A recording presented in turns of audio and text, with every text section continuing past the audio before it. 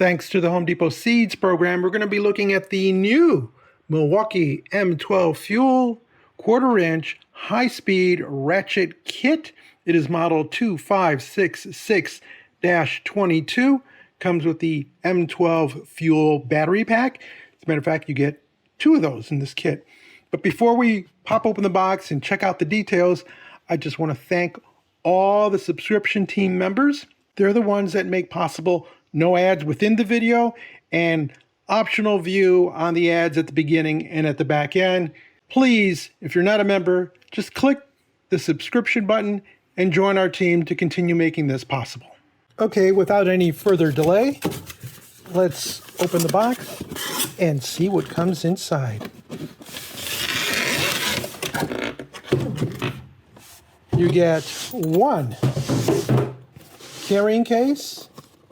It's got a metal zipper, or at least a metal zipper pull, a metal zipper head.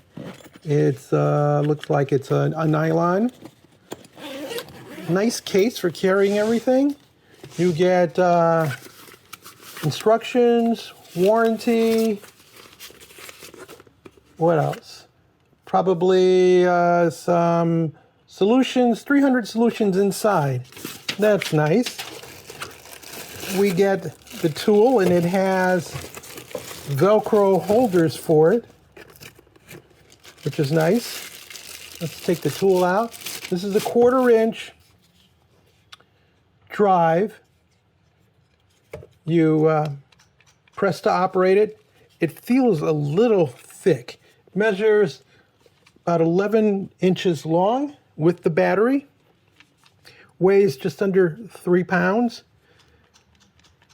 Other things in the kit: 2 battery packs. And again, you have little Velcro hooks to hold these in place. And under this Velcro, we have the charger and a chance to win a t-shirt and a 10-piece combo kit. It's your basic kit, tells you whether it's charging or if there's a problem, and when it's fully charged. So, of course, first thing we're going to have to do is at least charge one of these batteries before we can use this tool.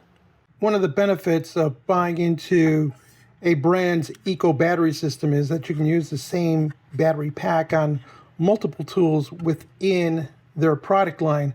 Of course, if you're like me and you end up buying products across product lines, and then you end up with lots of chargers and batteries to maintain. This particular Milwaukee set includes two 2 amp hour batteries. It's 12 volts. I'm going to throw it on the charger and get this going. After about 30 minutes, we get a green light and we're good to pull the battery out. Note there are 2 prongs inside the bay, and there's little notches here, so there's only one way. Plus it's triangular, so there's only one way to put it in, but just make sure it goes all the way down until it snaps, and then you should get an indicator light that the unit is charging. The nice thing about this charger is it uses a standard plug instead of a wall wart. The problem is it's a big unit compared to some of the other chargers that do have wall warts, and the wall warts are usually fairly small, so even if you put one in here, there's just a lot of space. But it only takes 30 minutes to charge. You do get some warmth being generated in this area. There's some built-in vents here to help it cool. If the unit fully charges, you don't have to unplug it, though they recommend you do, meaning that you shouldn't have to just leave your batteries on the charger. Simply set them aside and unplug the unit. Before inserting the battery into the tool, make sure the lockout switch is engaged so that the paddle switch is inoperable. Then we go to the back of the unit. We see the 2 prongs are at the bottom. So you want your battery in this configuration, and then you simply slide it in until it snaps. To remove the battery, it's a little bit difficult at this point, what you have to do is you have to squeeze here. See that movement? And also on this side. So You're simultaneously squeezing the plastic and then you pull. And right now it's kind of hard to do, but it's doable. And I think as you use the battery and you recharge it, maybe that will get a little easier. I would have wanted them to go with maybe just a push button on top to disengage. It just seems a little cumbersome to do that. These 2 amp hour batteries don't come with an indicator. There isn't one on the charger, but you do get one with the tool. Simply engage it and it gives you a quick reading of whether it's at full or less. You may have noticed that you also get an LED light that comes on anytime the unit is energized. Light will go off when you engage the power to the tool. This is variable, so it'll go from 0 to 400 RPMs. And of course, the LED will come on.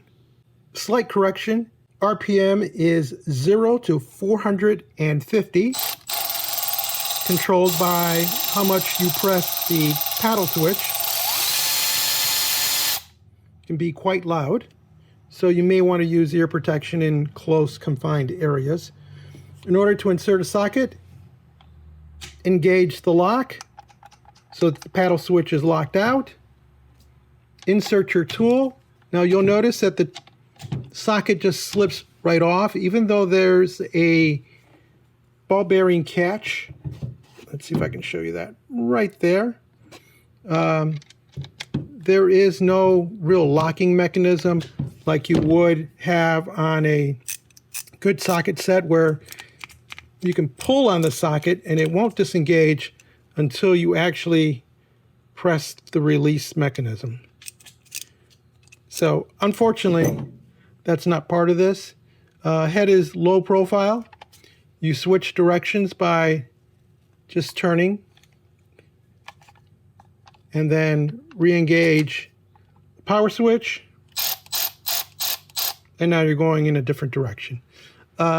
Tool comes heavily greased, so you may want to wear gloves. Now the question you might be asking yourself, I already have one of these. Do I really need to invest in this tool? Well, let's look at this ratchet here. This has an arc of about 5 degrees, which means if you're in a very confined space, and that's the most you can move is 5 degrees, you can actually turn a fastener. This tool at 0 degrees allows you to turn a fastener without any problem. It also allows you to get into places that are hard to get into with limited movement, and it lights the area for you. So it's a bit more versatile than this, and of course it has 35 pounds of torque that's always available to you, and a variable drive from 0 to 450. Rated at 35 foot-pounds, you're not going to take lug nuts off of a car, but for lots of other things, it's really good. And again, the socket will come off because this head doesn't lock into the socket. Well, 35 foot-pounds is not enough to break these lugs loose. Once they are loose, you can make quick work of getting them off.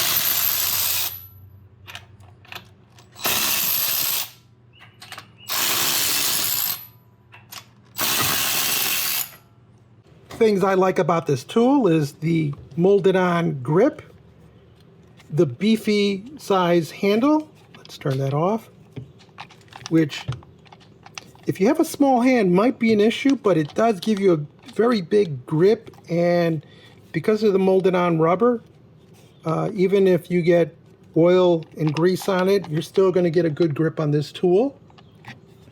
The built-in battery indicator, you're no longer relying on the battery to have an indicator, as it's built into the tool. The lockout switch is great for when you're switching tools and just to prevent any unexpected results. Things that I don't care for on this tool, and this is not unique to the Milwaukee, it's just unique to this type of tool, whether it's air, electric, or battery operated, is there's no feedback when you're fastening or unfastening a tool. It just happens. So unlike with a manual where you can actually feel the amount of torque you're applying, that's absent here, so you sort of have to get used to that. But my biggest complaint is the fact that the socket just comes right off and doesn't secure like it would with these, where it's locked in until you press the release. Overall, I like the tool. I think the charger is just a little bit too large, but having said that, I like the fact that it doesn't use a wall wart, that you simply just plug this in and you get the standard indicators. Of course, the tool actually gives you the status of the battery, which is nice because it's always where you need it on the tool. And if your needs include getting into tight places, needing to fasten and unfasten very quickly, this might be the tool for you. And of course, it doesn't hurt that they give you 2 batteries and a carrying case to stow it in or for carrying your lunch. If you found this video interesting or useful, give us a thumbs up, leave us a comment, join the subscription team, and as always, thank you so much for watching.